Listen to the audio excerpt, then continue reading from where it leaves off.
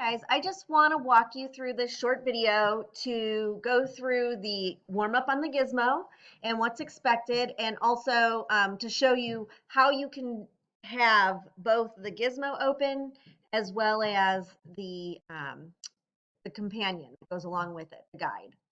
So what you would do is you would have your Gizmo open, and you can go ahead and launch the Gizmo. And you will also, on a different tab, have your Gizmo exploration sheet open.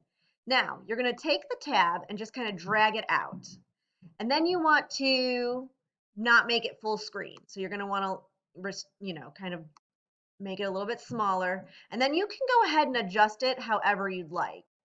Now, you're going to do the same thing with the screen the tab you have your Gizmo open on. So now you can see I have the Gizmo on the left and I've got my exploration on the right, and now I can navigate through both without a whole lot of problems. So here we go. Let's start. I'll make this just a little bit wider so I can see everything.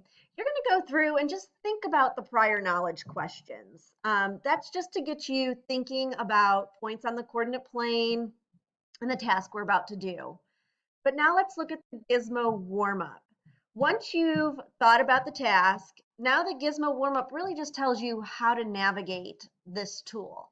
So I want you to look down. Number one, it says to label. You're not going to be able to label unless you pull it out and do a whole thing. So I would just say think about it. Maybe put your cursor, your little mouse, where you think it would go. Label the x-axis. Okay, well, this would be the x. This would be the y.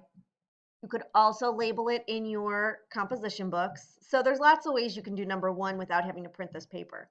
But I'm really interested in number two. It says drag the red point anywhere. So I'm going to take that red point and I'm going to drag it anywhere. Now look at what happens. I put it on the coordinate plane. Look at what happened. I've got some numbers now on this X slider and Y slider that I didn't have before. But it asks you to move the X slider. So I'm going to take the X slider and move it back and forth. And what happens to the dot? You see it's moving left and right in the direction that I'm moving the slider.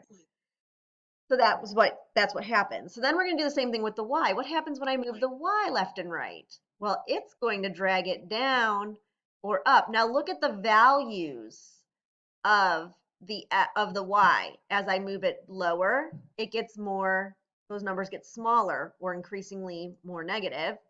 And as I move them up, they get higher, move towards the positive, and get increasingly more positive.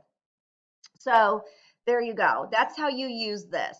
Now, when you get down to do activity 1, you're going to check that the red point's on the grid, which it is, and you can set values. So I can either set values by moving the slider, or I can type them in. So I'm going to do 4 for X and 2 for Y. Okay? So there you go. And then you're going to answer those questions. Okay? Instead of drawing a vertical dashed line, you can just use your mouse and show the vertical line. Okay? And no matter what you do, when I take this, I draw a vertical line down to the X axis and I get 4. That's where the X axis, the point is above the number 4 on the X axis. And you're going to draw the horizontal line and see, like, where does that go? Oops, I forgot to hit enter. I'm going to draw the vertical line or the horizontal line and see where that goes on the y-axis, and that's 2. So it's going to go to 2. Okay, so that's how you use the Gizmo, and you can use the activity sheet side by side and follow along if you'd like.